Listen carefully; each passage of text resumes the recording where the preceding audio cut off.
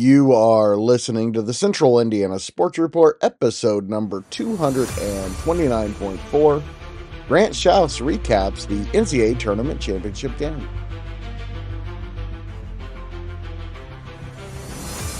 You're listening to the Central Indiana Sports Report with your host, Greg Mengelt.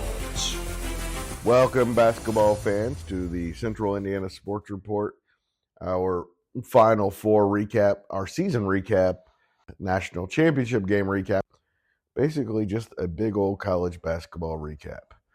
Today is April 9th, 2025. It is a Wednesday.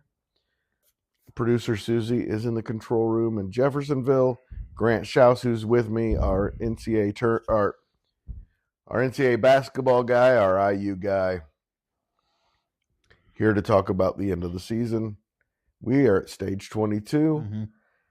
I didn't write anything down, so most days I have a script in front of me, and I just didn't write it down. Going off the cuff. So I tried to do it off the cuff, and I went a little out of order, and it seemed very odd because I do it every day. You know, I'm looking for it before we get going. I'm looking forward here at stage 22 to actually being on stage 22. That's right. Stage 22. Hopefully next week.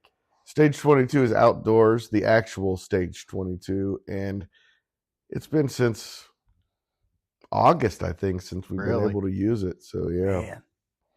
It's a great place to podcast. Grant, the Florida Gators are the 2025 NCAA championships, and they earned it. They did.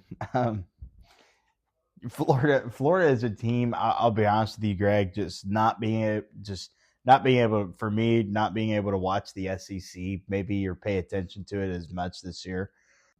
I really didn't realize till maybe towards the end of the year how good they really were. I didn't realize until the SEC tournament how good they were. Yeah, I mean, I thought, honestly, I thought Florida would be the first one seed to get beat in the tournament. I really did. I thought UConn would sneak and get them. I thought they'd get beat in the Elite Eight or something like that, or maybe get beat in the Final Four. But it shocked. It didn't shock me, but it surprised me kind of how good they really were. And we talked about it in our preview the other day, and Will mentioned this, that Walter Clayton Jr., man, he and he's right. He's a lot like Steph Curry. A lot of Steph Curry in his game. And his growth is the reason they are where they are. Yeah, think about that game last night. He was awful in the first half, really the first 30 minutes, and then he turned it on. He flipped the switch. If he doesn't flip that switch, they don't win. Guy that stepped up for them was Will Richard. Big night for him. You know, their other role players they have, the Chinyalu, their big guy underneath. And Condon. Matched up well. Condon, yeah. Condon didn't play that great. No, but also kind of flipped the switch. That's a team that really fit well together. Yeah. And a lot of those guys probably aren't going to be back next year is the thing. And so I don't know if this is a 1-year thing for Florida. I mean, they'll be good again. Winning a national championship attracts recruits.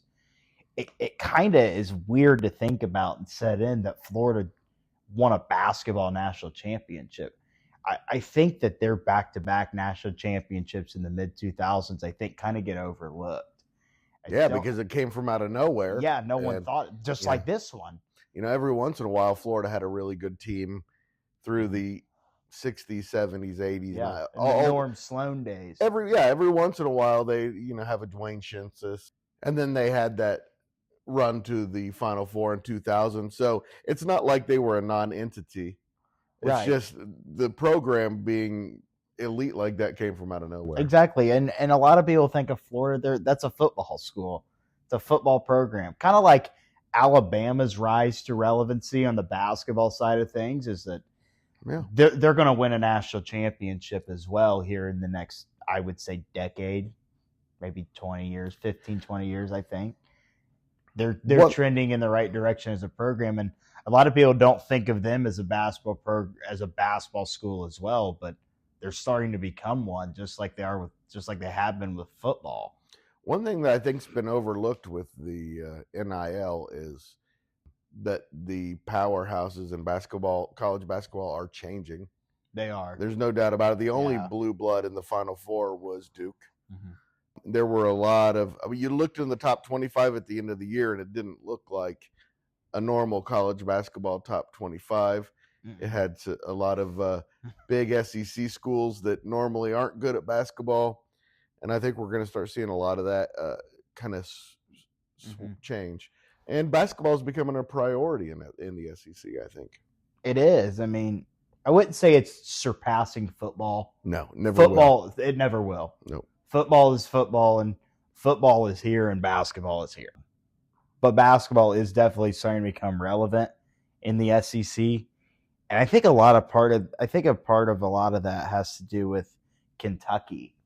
I think Kentucky was really has been the first gold standard for that.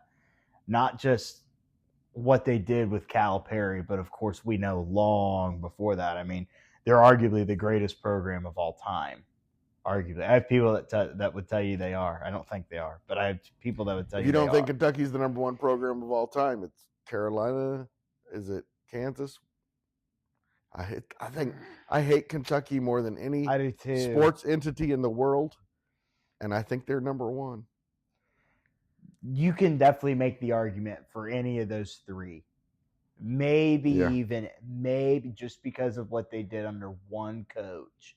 They won Duke. Yeah, five national championships under one coach. And they weren't bad before that even. I mean, they were a relevant basketball program even before Krzyzewski. So you could definitely say that they're in that argument. But Krzyzewski almost lost his job. Yes, he did. 4 or 5 years into it. But I'm talking about more of, as far as greatest program, they've been relevant every single, those three programs in particular. And I think that's why IU is no longer on that list. Well, they're the bluest of blue. Yeah. I mean, the bluest of blue bloods. And I also think those three. I also think you add Connecticut in there. I think Connecticut is officially a blue blood. Maybe, but if you're talking about the top programs of all time, again, I'm talking about programs that have been there every single decade from day one, from the 1940s to now, and those are those three. Got a little off topic there, but it's kind of on topic as well. Let's move to Houston. I saw way too early top 25. They're number one next year. Kelvin Sampson really has that program there, but man, what a heartbreaking loss. I mean, I felt horrible for Emmanuel Sharp, who kind of had that weird play at the end. And you sent it. I forgot to get back with you, but you said it as soon as it happened to me that what a weird way to end that game. I mean, as a fan, it's like a balk on third base kind of end the game. It's like kind of anticlimactic. Right. It's kind of like I don't know how to explain it. It's kind of like the play clock expiring before you can get a playoff in a football game. Exactly. You know, it runs. Yeah. That's another good one. It was honestly a little disappointing. It ended that way. Yeah. You want to see it come down to the last second shot. Absolutely. If he shoots it and he misses it, it's one thing. But to turn the ball over and it get bounced around and there's a scramble for it, it is just so. It's like really, it ends like the season ends like that. Yeah. You know, and I didn't care. I didn't care who won the game. Yeah, me neither. I didn't. I wasn't rooting. Usually, I'm rooting for someone. I wasn't rooting for anyone. Me neither. I knew we were going to have a different national champion than what we are accustomed to seeing, and I think maybe different than what people thought at the very beginning of the year. But Florida definitely deserved to be there. But talking about Houston, like you said, barring any portal guys getting in the portal or anything like that. They're going to have a really good team next year. Tugler's back next year. Sharp, the guy who had that weird play at the end, he's back next year. There's other guys on that team that are back. Of course, they'll lose Cryer. I mean, unless he's getting his 9th year. Yeah. Seems like he's been around forever. I remember when he was at Baylor. Yeah. Seems like he's been around forever. Kelvin Sampson. Look, I'm an IU guy. And you may disagree with me here on this, and I think you will. I enjoyed seeing him upset after the game. Oh, I don't disagree with you at all on that. Okay. If I was for someone, I was for Florida because I did not want Kelvin Sampson But to win the national championship. But that didn't mean I was rooting for Florida. Okay. You know what I mean? Like, yes. like if Houston would have won, actually, I think Kelvin Sampson's a great coach, but he set that program down there in Bloomington back a bunch. Yes, of he years. did. I do not blame the resentment at all. And he didn't just cheat like everybody else did. He was really sneaky and trying to, and he was flaunting greasy. it right in the NCAA's face. He was greasy.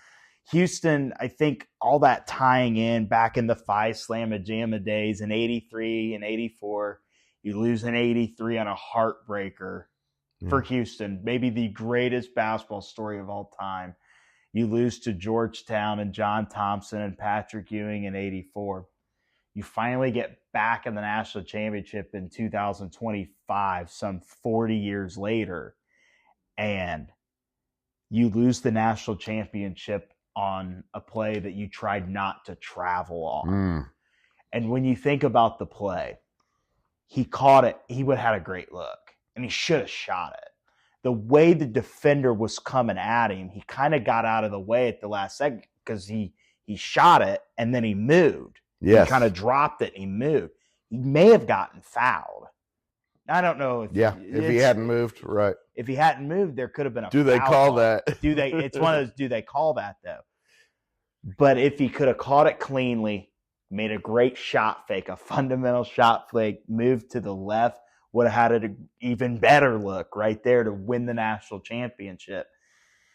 And you watch the play where he drops the ball, and Jawan Roberts for Houston sees it happen. He's with a Florida guy, and he could have, there was enough time where I think he could have grabbed it and maybe flipped it back off for a desperation heave. If he had seen it immediately, maybe. And and you could see him go after, and then he stopped.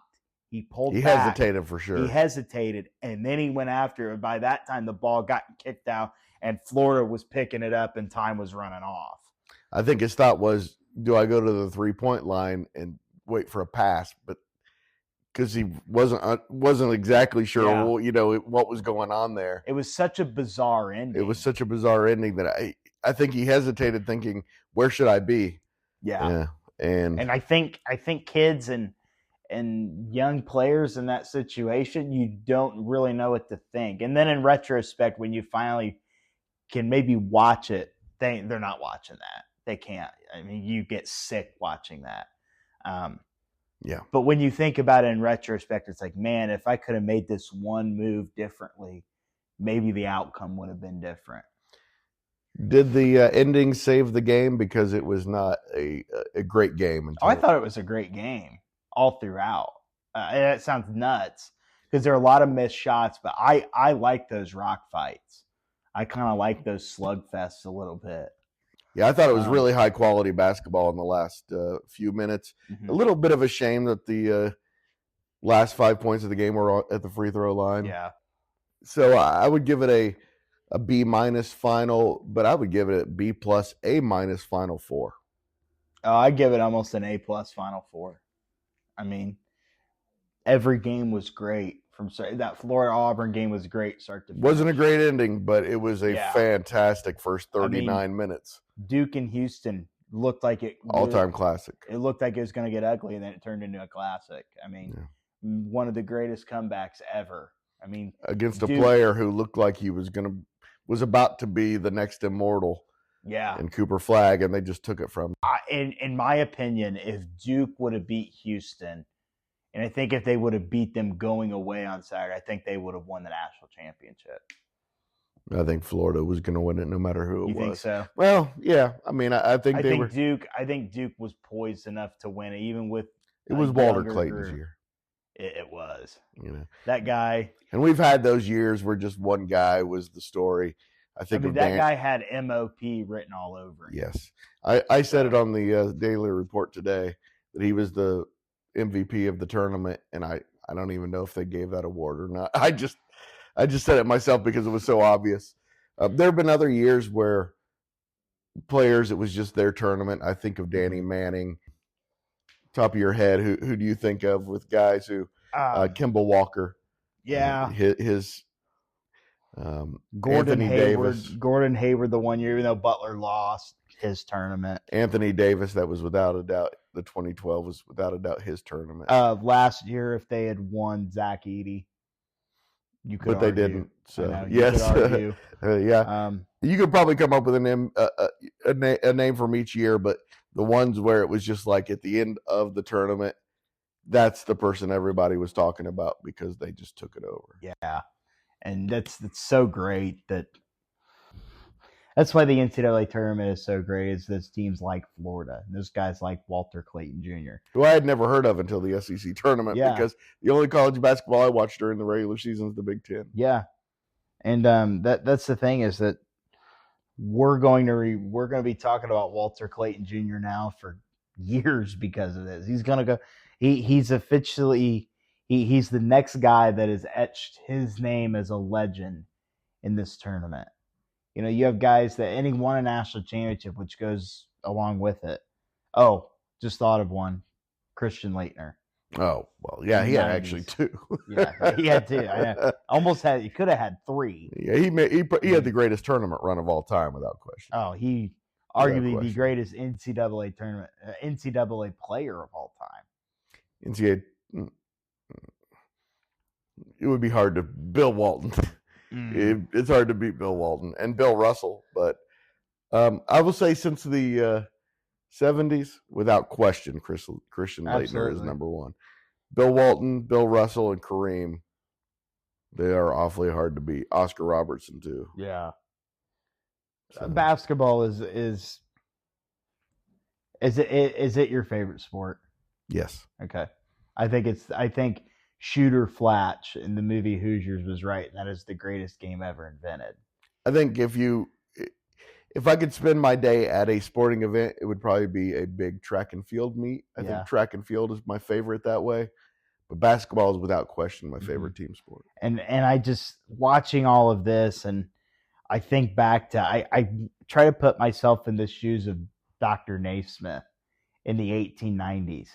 Like, this guy was a genius for coming up with this. This guy absolutely was laid the first domino that just keeps falling in this great sport. And in his lifetime, got to see a high school basketball game with 44,000 people at it. In Indiana. And he had after inventing it in his lifetime. Yeah, and he had the famous quote that basketball was invented in Massachusetts, but it was made for the people of Indiana. That's right. So, absolutely. And next year, it comes to Indiana. I can't wait, Greg. I can't wait. It's gonna be great. It's gonna be a great Final Four. And not only do you have the Final Four, you have the Division II, Division III, and the NIT all coming to Indy. If you're a hoops fan, start planning for the first week in April, pretty much late March, early April in Indianapolis. Can't wait. And those Division II and Division III tournaments are fantastic. So they are, and they're gonna, if you're a basketball fan, you want to go to those. Like, let's be honest, there's going to be teams that you've never heard of, like you did not know existed. But if you like basketball, you like quality basketball, those teams are there and playing for a reason. So it's a reason to. And it's money well spent to go watch those teams there in Indy. And it's money well spent to spend time down there in the crowd and amongst the other things going on down there in the Final 4 weeks. Can't wait. Just about 365 days from you. We'll be talking about it for so long. People will get sick of it. So thank you so much, Grant, for your time. It is bedtime. Yeah, I'm tired, man. It's a long day. We usually do this at 3:30 in the afternoon, and it's 11 o'clock at night. It is almost 11 p.m. It's just kind of we had to stage 22 held a Bible study tonight, so we got pushed back due to the stage 22. I understand. It's okay. Thank you to Grant for staying up late with us and doing his recap of the NCAA tournament. Also coming up later on Wednesday is his IU report. We talked about the newest Hoosiers coming into the program and some other potential recruiting targets for IU. Also talked a little IU baseball. Again, that is later Wednesday. Again, thanks so much to Grant for joining the Central Indiana Sports Report. And thank you for listening. Always appreciate it. If you're interested in seeing the Central Indiana Sports Report continue to grow and thrive, please consider sharing these segments with your friends and family. We humbly thank you in advance.